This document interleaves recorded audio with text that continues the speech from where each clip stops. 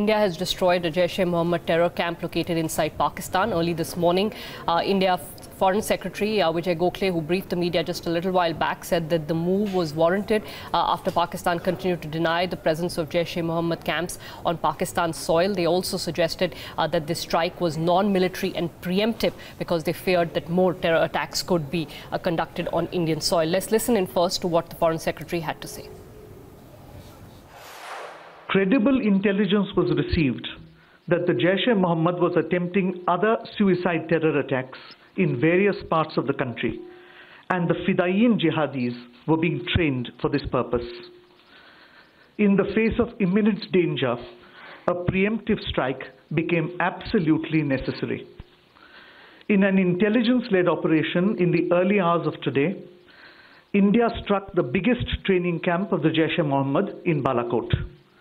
In this operation, a very large number of Jaish-e-Mohammed terrorists, trainers, senior commanders, and groups of jihadis who were being trained for Fidaiyin action were eliminated.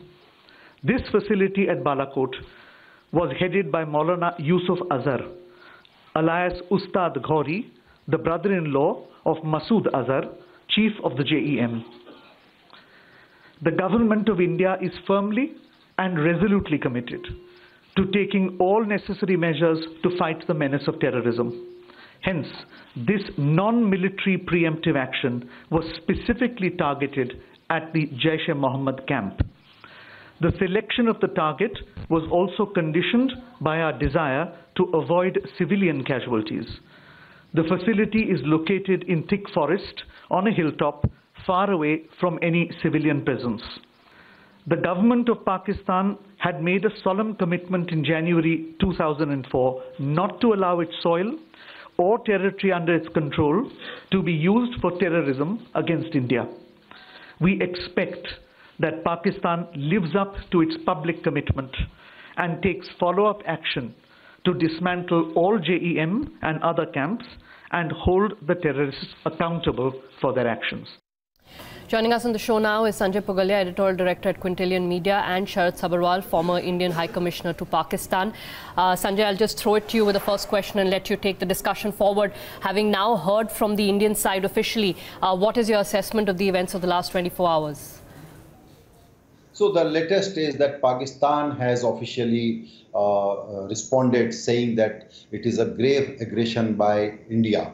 Pakistan only first informed us early this morning that something has happened, and now we know from our foreign secretary that it was a very successful strike in Pakistan's Balakot, not in the Balakot that is part of POK area. So that is most significant information, that they acted on a credible intelligence, and it was a preemptive strike in self-defense, as Jaish-e-Mohammed was planning some more actions, suicide bombers action in India. So I think the best person to actually decode all these events is Mr. Sabharwal. Mr. Sabharwal, what is the importance and significance of Balakot? Because we have heard this name, this place earlier also, that this appears to be one of the key centers of training for terrorists in Pakistan.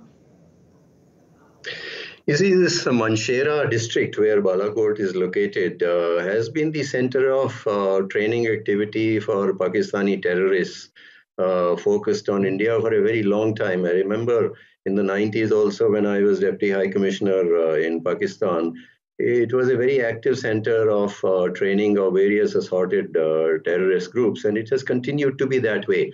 I think from the Pakistani point of view, it was located close enough to, it's only about 40 miles, I believe, by road from Muzaffarabad, Balakot.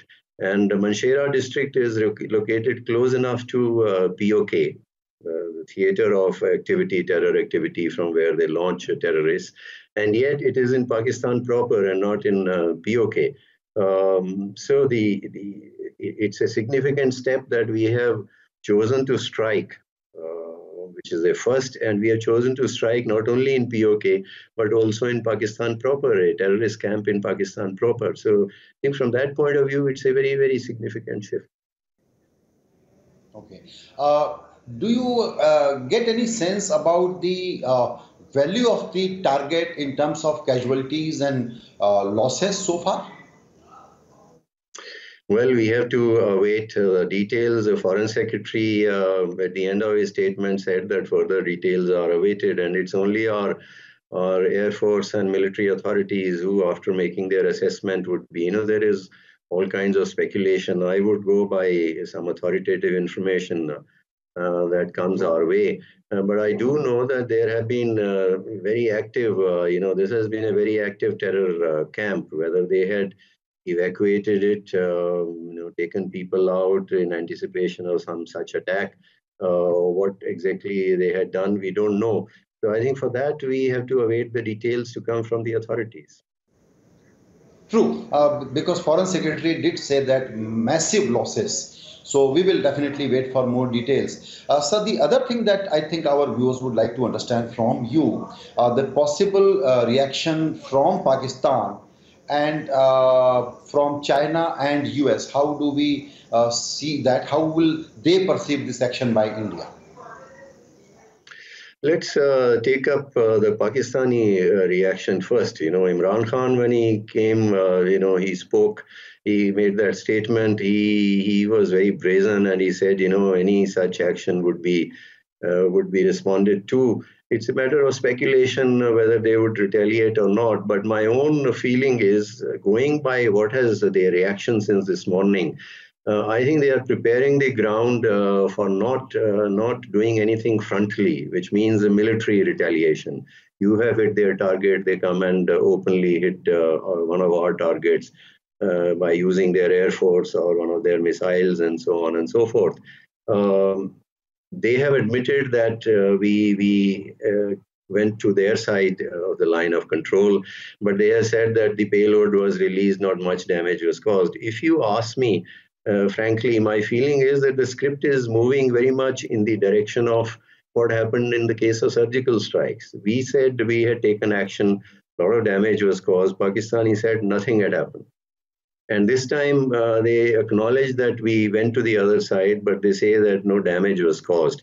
So I think this is to prepare the ground so as not to be under pressure, be obliged to do something frontally and militarily. They have said it's a blatant aggression across the line of control. They may do something diplomatically, take some diplomatic step. Now they are talking of reaction of China and the United States. I don't expect any country or the international community to criticize us or condemn our action in the light of what we have said in the circumstances in which it took place. I would expect most of the major countries to now call for de-escalation, and that is the kind of reaction we could expect.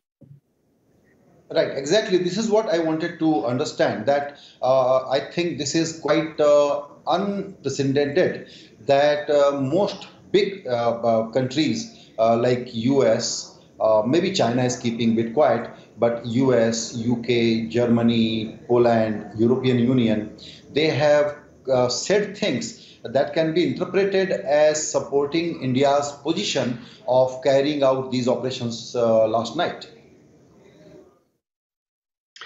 Yes, I'm not aware of the precise statements that may have come by now. But in general, after the Pulwama attack, the sympathy of the international community has been broadly, very, very widely with us. Large number of statements condemning that attack. A UNSC statement was issued. All major countries spoke on the issue. But at the end of the day, I believe that this is our own battle. Nobody else is going to pull our chestnuts out of fire. And I may also say that there is no silver bullet which is going to take care of our Pakistan problem. We have taken this action. And having crossed this line, I hope we can sustain this sort of deterrent now, because if it's one-off, we mounted much publicized surgical strikes, then nothing happened thereafter. There was a great deal of escalation. So A, I would say, having crossed this line, we should sustain this deterrent effort. B, effort is required on many other fronts. You have the Financial Action Task Force front, where Pakistan is under a great deal of stress. They need a bailout facility from the IMF to access international financing. Can we persuade our influential friends, Americans who have a lot of clout in the IMF and others, to deny that facility to Pakistan? We'll have to continue our efforts on multiple fronts to make sure that we get the desired results. This one-off effort is not going to put an end to Pakistan's terror activity. Yeah, I totally agree. Very well put that we have to come up with the follow-up actions which are not just military actions. So do you think this is just one action that has taken place, or you think on the military front also to destroy more terror camps and terrorists, India may conduct more operations like this? I would be surprised. My own feeling is that, this action had to be taken. Pulwama was an outrage. The country was outraged. And it's a significant shift, as I said, that we made an airstrike. We made an airstrike in Pakistan proper. I don't think it would be our intention to expand this activity immediately, to hit some other targets and so on, unless we have credible intelligence again that one particular facility is going to be used against us.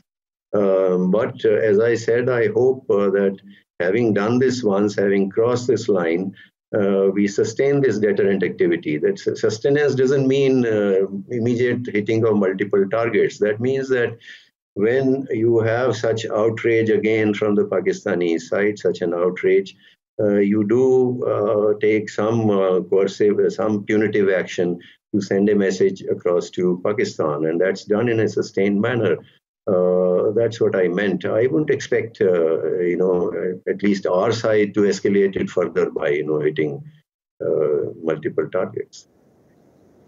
Understood, sir. That's a very, very insightful commentary that you have made. In conclusion, what I understand from our conversation is that India is in a situation where it has been able to kind of rule out a military retaliation from Pakistan for now, and we will have to wait and watch that what other sustained measures India will keep taking up